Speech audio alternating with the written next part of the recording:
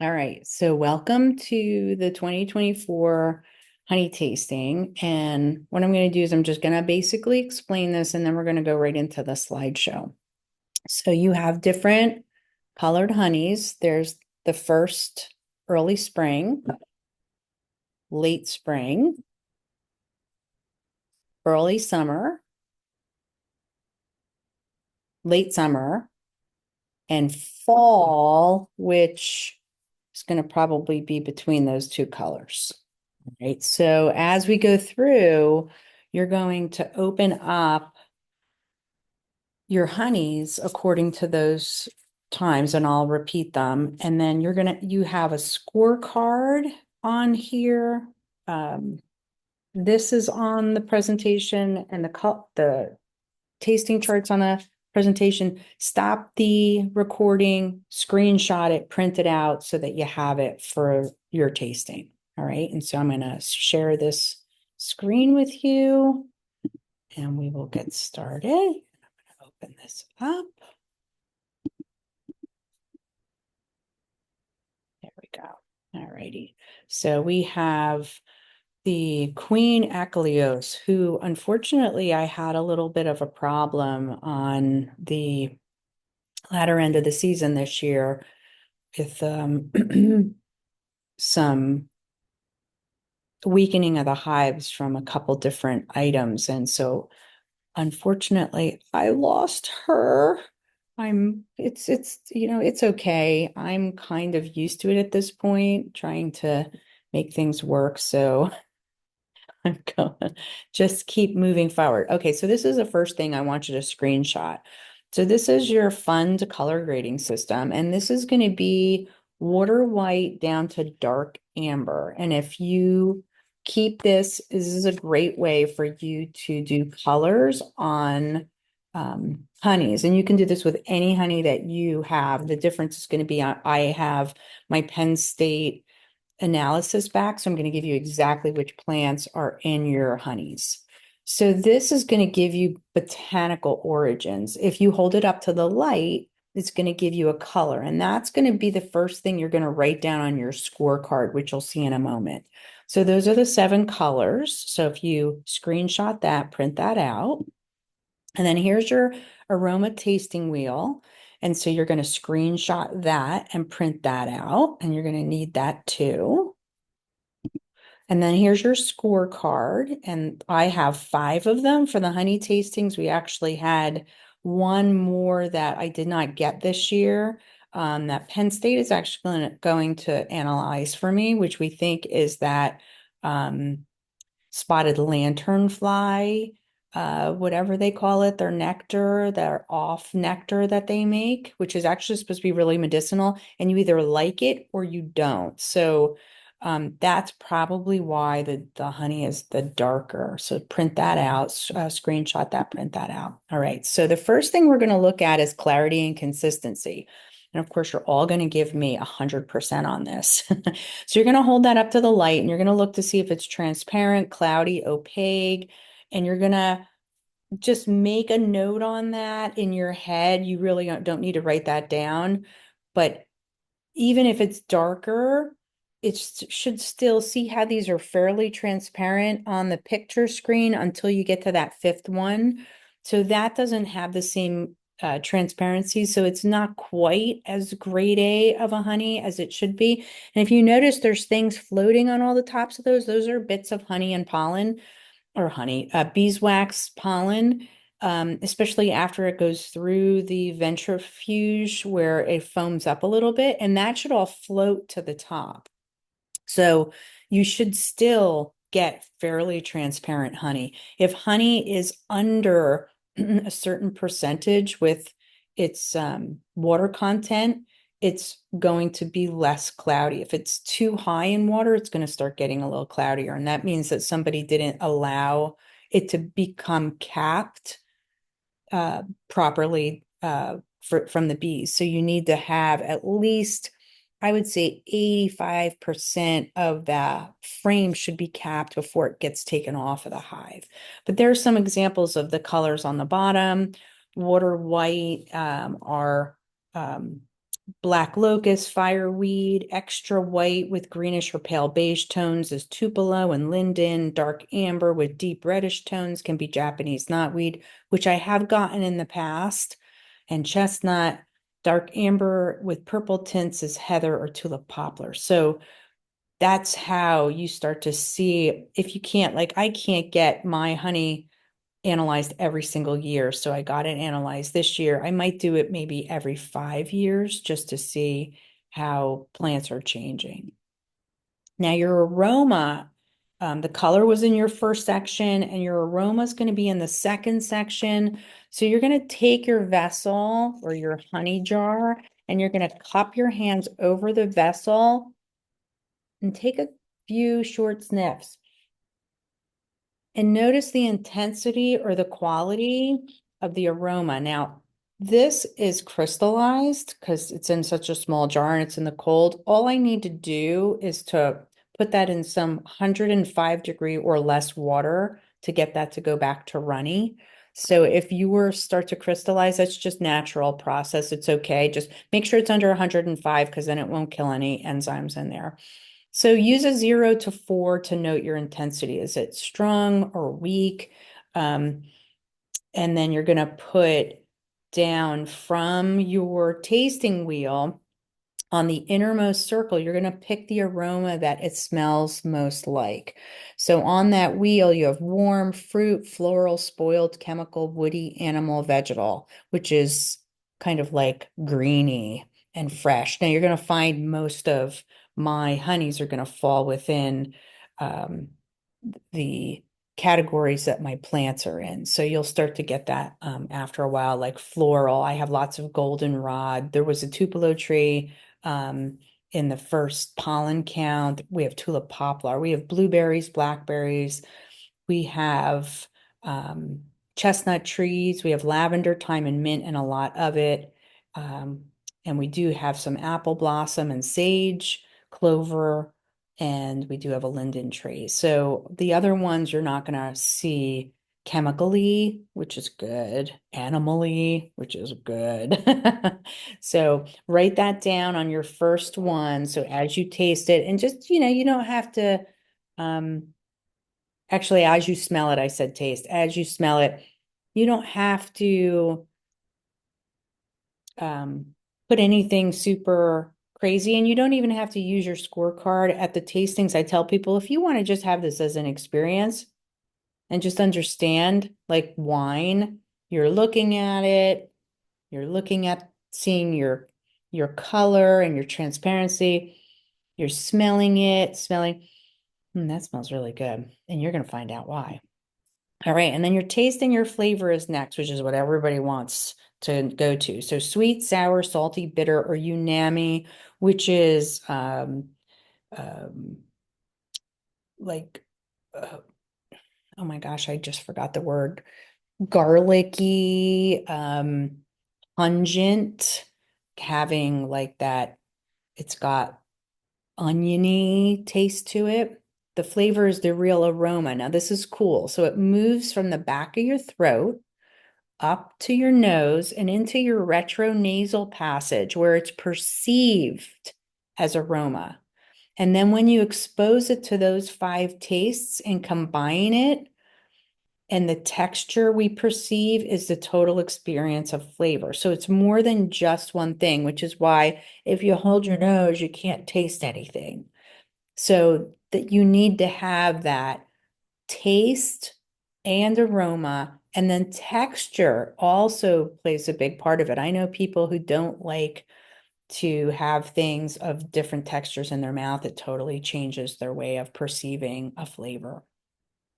And so you're going to taste it, and you're going to go to your chart, and you're going to go to your 9 aromas on the chart, and you're going to work your way outward to note the flavors of the honey. So your 9 aromas on the chart are where you were just at. So if you decided that that tasted fresh, then you'll move your way out to look at refreshing or camphorous. And then that's going to be your taste. And then the next one is flavors of lemon verbena, peppermint, eucalyptus, anise, and decide which ones those are. Are they, do you taste those? Do you have your own tastes? And you can put your own tastes down too. Some people are so good at this from doing wine that they have their own tastes. And then the last is viscosity and texture. So just by the weight of it on your tongue and the texture of the honey in your mouth and the mouth feel is going to be what people remember. So like mine was just crystallized, so it took me a moment to get that on my tongue, but then once it came into that melted stage, I really tasted those those fruits. So you're going to assess the weight before you put it on your mouth just by how it moves in your vessel, which depending on, how cold it is, it's going to be your determining factor. And then roll it around on your tongue and use descriptive words like buttery, silky, velvety. Somebody here used smooth and luscious. So you can do whatever you want. This is your tasting. Have fun with it and write as many notes or as little notes as you want on your scorecard as we go through this. All right. So at the beginning of this is 2023's honey. I went into a full honey pollen profile on it. And this was all of my honeys mixed together. And this went out into Mellifloral, who did this for me. So she found that I had oak and tupelo, silverberry, grasses, walnuts, nightshades, the aster family, pine, and dandelion. So most of it was the burning bush, or here it's like a vine that climbs all over the trees with these berries on it. And so that was the majority of what the bees were on. So that was my pollen profile from last year. I just wanted to show you that and how different it's going to be this year. And then each one of these, this new Penn State, she broke these down independently and then put them together. So I'm going to show you these. So this is your very first honey that you may have just experimented on. If you want to do it again, take a little taste. And maybe now you can start to taste. And when we do the tastings on this, I have people taste it before I put this up. So now if you taste it again, do you taste? Now stone fruit is cherry. And we have probably 5 or 6 100-year-old cherry trees on the property. So there's a lot of cherry in this. We don't have a lot of maple on the property, so they must be going outside of the property to get that. But we do have a lot of willow and apple. I have apple trees. I have some strawberries, and we have a lot of flowering pear. So you can, if you really taste it a few times, I totally taste cherry in this one. That's probably why it's my favorite. And of course, cherry is so good for you for lungs and really opening up the lungs from more so the resin under the bark, but certainly the whole tree, just like our own bodies, is going to have that. So these are your early spring plants. And then what I did is I broke it down into which plants supply the nectar and which plants supply the pollen. So now my honey is gently strained just for particle because I find that people aren't used to that rawness of the product. So, and eventually, occasionally bees get in there, and I don't want to traumatize anybody. So it's gently strained, but it certainly still has a lot of pollen in it.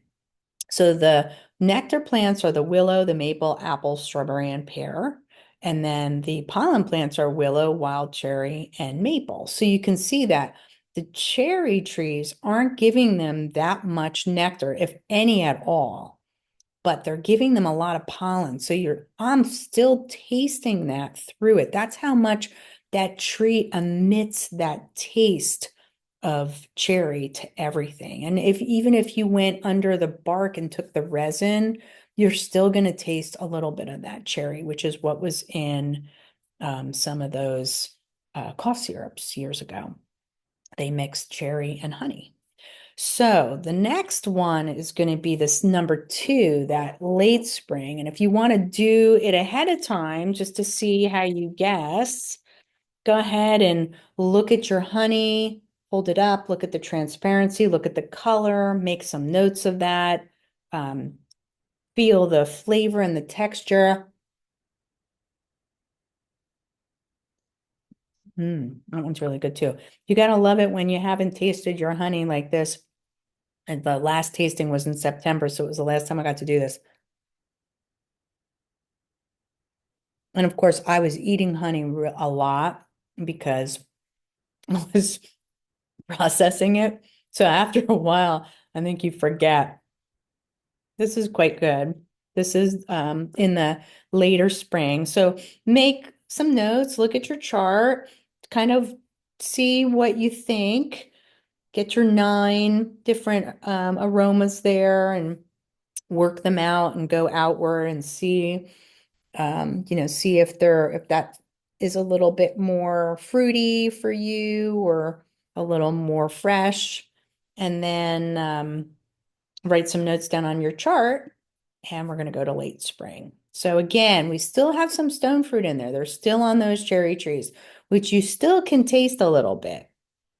And then the apple tree, privet is, some of the neighbors have some privets with some beautiful flowers on them. There's red buds around, dandelion, fleabane. I looked that up and now I'm going to forget it. Willow, maple, honey locust, and then lavender. So those are the things that are starting to come into this late spring. We're looking at May through June-ish on this.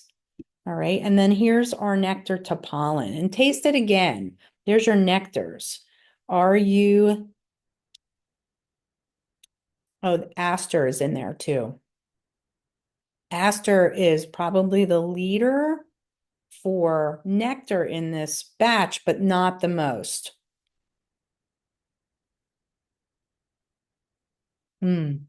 It's definitely different than the first one. The first one, I really tasted the cherry. And this one, I'm getting a little bit more, maybe the dandelion is coming through.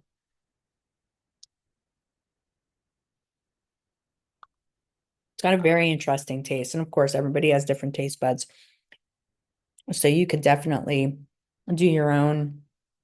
Um, there was a batch that I did that because I have a really large amount of lavender here, and they were really on it at the very beginning of the season. And so I was processing, I don't process all at once. I'll take it off of a hive as they cap it. And there was one batch that was really had a lot of lavender in it.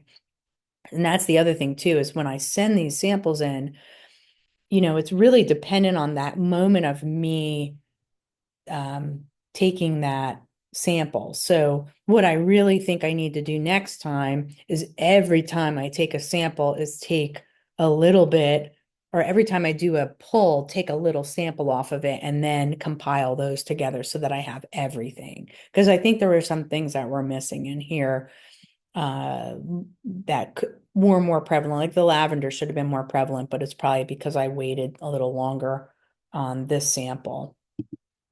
All right, and early summer, which I forgot to tell you to take out and taste, but you can taste that early summer first, and then we'll go through.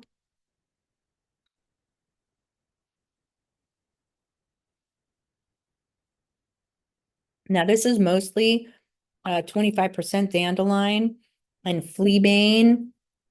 Um, the other I'll have on the next page. I'm going to look up fleabane quick because, oh, it's a daisy. Sorry, it's fleabane is a little daisy. And then clover is 10%, cherry, rose, caneberries, thistle, privet, apple, and this is the oregano batch. The next two are going to be oregano. So you may start tasting those in there. And there's your heavy nectars if you want to taste it again. willow, apple, privet, redbud, dandelion, raspberry, bird's foot, trefoil, oregano, aster, and clover are going to probably be more prevalent in the nectar. It definitely has a lot of clover in it. And then there's your pollens, but you can see like there's a lot of good pollen in there. There's your garlic mustard. We know how good thistle is for the liver, and oregano is just like your anti-everything. Dandelion is excellent for your liver too. So it's interesting how, dandelion and thistle are like such great liver detoxifiers, and they are right at the beginning of the spring after you sat around the whole winter, not really getting a lot of good sunlight and good greens into your diet. And here they are, like, here we want to clean you out now. So definitely take advantage of those and make some thistle and dandelion teas. All right. So if you want to open up number 4 while I remember doing that and take a little taste of number 4, this is going to be later summer, probably like, I would say August, because July we go into the dearth, and the dearth is when there's nothing available. And so they stop doing everything. They usually even stop producing brood. That's interesting. And I don't know about you, but this one is tremendously sweeter than the first one to me. Like it almost tastes like it's got um, something much sweeter in it. Let's see. Oh, I just put this in because oregano is now at this point of the season, the oregano, I'm looking outside at it right now, is going to be entered into your honey. And this was from the National Library of Medicine, and that this was, which was, shocking that they would actually put something about an herb on there. So oregano is antimicrobial, antioxidant, anti-inflammatory. It reduces the risk of cardiovascular disease. It reduces the risk of metabolic syndrome and diabetes. It reduces the risk of cancer with anti-proliferative and cytotoxic activity, which means it will stop a tumor from becoming active once, or help to stop the tumor from growing. Need I say more? My bees feed over 1,000 Greek and Roman oregano plants, which will start going wild now. We're going to take the rows up and let the backfield go completely wild with it, so that it can just spread, because it loves, like, it's going underneath all the matting right now. So I want to give it as much of my farm as it will take, and hopefully that'll stop me from having to cut grass. So that's oregano. So that is in there. Now, I also you should have received some oregano, dried oregano that I gave you. And so that you can use on your food dry, or you can put it into hot soups and stuff. But the VIPs get oregano oil, which um, you're supposed to use topically, but I use it because I make it, so I know how good it is. So I use it under my tongue. All right. So this is I called this midsummer because that's what I gave to her, because she had 5 different varieties. So midsummer, but I'm going to say more towards August. So this was, and you could see how it's starting to shrink down. Bird's foot trefoil. To look that up, that's kind of a weird little plant. Clover, black-eyed Susan, and sumac. So we have that lotus bird's foot trefoil having almost half of this. And that let's see which one attributed to the most. Yes, aster, clover, sumac, and bird's foot trefoil with the nectar. So chances are that plant's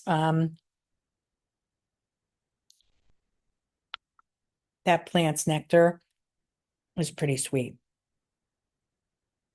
All right, so that was number 4. And I did not put oregano on here because this year the oregano was gone by this point.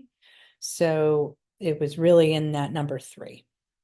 And so that may change the taste for some people, but a lot of people like number three the best. I'm a number one, but I know a lot of people said number three for their favorites, and you can always tell me which one is your favorite. And of course, I did it again. So, number five, late summer. And this is going to be, I'm going to say this is because this is your last one. This is like September, but let's go into early fall too, because this is the last, um, this is the number five for you. And I didn't do a last poll this year. So this was the last poll.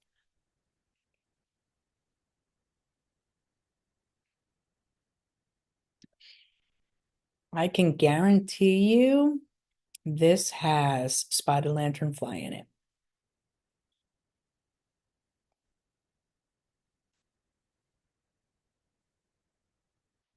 because mine has a little bit, it almost has a chemically taste to it and like medicine. And I'm going to say that that is probably that spotted lanternfly. So if we're going to find one thing good about that, we'll take that because it has almost everything. Clover is like in abundance in here, and I'm not really getting clover out of that. Blackberry on this one for your stone fruit instead of cherry. Birds for trefoil, aster and clover, black-eyed Susan, aster and ragweed. The ragweed pollen, possibly. Hmm, I don't know. I think that's I think that's spotted lanternfly. All right, so what I'm going to say about the spotted lanternfly is that there has been a lot of really wonderful benefits from the sap that they create from they are all over my grapes. And so they're sucking the juice out of my grapes. And then that byproduct is what the honeybees go after. So that's not a bad thing because what the spotted lanternflies are going after is all the stuff that the honeybees can't. So they're probably on elderberry and my grapes and any type of, they're probably sucking the juice out of the cherries and blah, blah, blah, blah, blah. They're going after all those sweet things. And here they're definitely staying organic with it. Now, maybe if you move outward into like the more urban areas, they're going to be looking for, soda.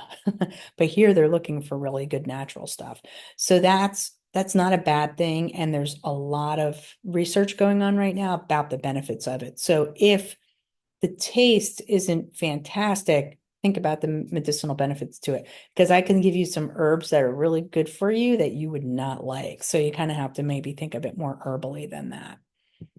All right, so here's the whole honey as uh, a unit for the entirety of those five. We had the most was in the other category, but the stone fruits came through with blackberry, raspberry, and cherry. And then clover was number two, that bird's foot trefoil, then dandelion, willow, the little daisies, apple, caneberries, and caneberries are the little berries that are on these vines that I have. Black-eyed Susans, we all know those, the maple tree, and then the other were garlic mustard, ragweed, thistle, redbud, strawberry, honey locust, privet, pear, sumac, and rose. So when you look at all of those wonderful herbs and plants, I mean, you've got some pretty cool stuff. And of course, lavender and oregano are in here as well. I don't know to what percentages, but we know that they're in there because everybody's honey was coming from those polls. So with that said, these are some of the other things that I am doing right now. You may have got them with a VIP. The lavender oil is from me steam distilling the lavender, and then I put it with a fractioned coconut oil. You can use it as a help with this as a sunblock. I'm going to say that very gently because that's I'm not saying to use it to stop the sun, but coconut oil enhances your melanin pigment of your skin naturally. So that's why it's used in Hawaii, because it makes your skin create more melanin pigment for sun protection. If you don't have any melanin pigment and you're going out in the sun for long periods of time, this isn't going to work for you. But if you are gently going out and working and using it on your face, it does help. The lavender hydrosol as well. It's just a water byproduct off of that. So you can spray your face with that. You can spray your sheets with it. They're as naturally organic as organic can get without getting certified. The oregano cleaner is the hydrosol off of my oregano steam distillation. And it's great to clean with because it's antimicrobial, antibacterial. So you can spray down your counters with it rather than chemical products. And then there's a concentrate that you can do like a tablespoon to 8 ounces of water or more, depending on how you use it. And then there's also an oregano oil that I make. You can use it topically on cuts and scrapes. You can use it on acne, skin. You can use it probably anywhere that you need antibacterial, antimicrobial um, advice with using it on your skin. And then there's the lavender buds that everybody gets, and those are great for just putting in the shower area and using in your drawers. And then the lavender also has a concentrated hydrosol for you can use that with cleaning, and you can use it together with the uh, oregano. And then these are some of the sponsored queens that were here this year. I love taking pictures of my queens, and especially when they're beautiful. And so you can see the difference in the colors. Some of them are lighter, some of them are darker. So I always know when I have my own queens. And I had a swarm come in, and it's not unusual for me to have a swarm from my own hives because sometimes I'm reckless and I go out there and I take all these queen cells off of hives and I start building nukes, and won't periodically I'll put, frame that might have two or three of them. And this year I took the frame out and they were hatching as I took the frame out. So I started grabbing them and trying to put them into places that I knew didn't have queens yet. And then I was going to take those queen cells and then move those so that I didn't lose these viable queens. And I put one or two hives, I put the queens in, and then there was a queen in there already. So then that queen was already mated, and so she swarmed, and so I caught a couple of my own swarms, and then I caught another swarm, and the bee was black, and then I knew that that wasn't my queen because my queens are more Italian in nature than I think it was Carniolan. All right, and there's Lucella in 2017. She's much taller than that now, and she has just gotten into Carnegie Mellon School of Engineering. Congratulations, Lucella. Maybe it was all the beekeeping made her smarter. And then, oops, there's me in 2020 when everybody was locked down. I went out and did some beekeeping.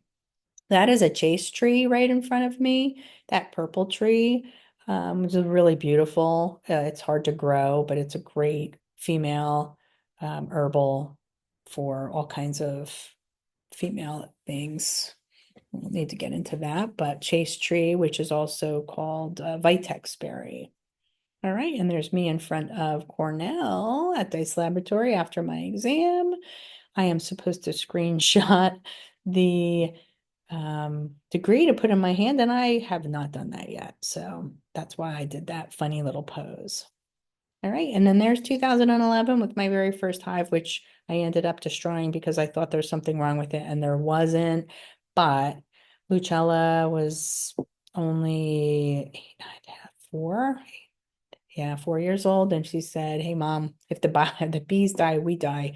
And I was like, "Wow, this kid doesn't say anything, and she's telling me that we're gonna die if the bees die." And I said, "Well, let's do something about that." So I went out and I picked this hive up from a group of guys out towards Berkeley Heights who had them in their little tiny backyard, like 25 foot by 25 foot space, and we brought that, and I had no idea what I was doing. And that's all one piece. So it was not an easy hive to work with. And that's how it started. And there you go. So with that said, we are going to end this here. And I hope everybody here enjoyed this. And I'm going to let you try to ask me any questions when you have a moment. If you want to email me or text me with questions, that would be fantastic. In the meantime, have fun with these. Take other honeys around your location. There's all kinds of cool stuff out there. There's citrus honeys from the south. There's blueberry honeys from the north.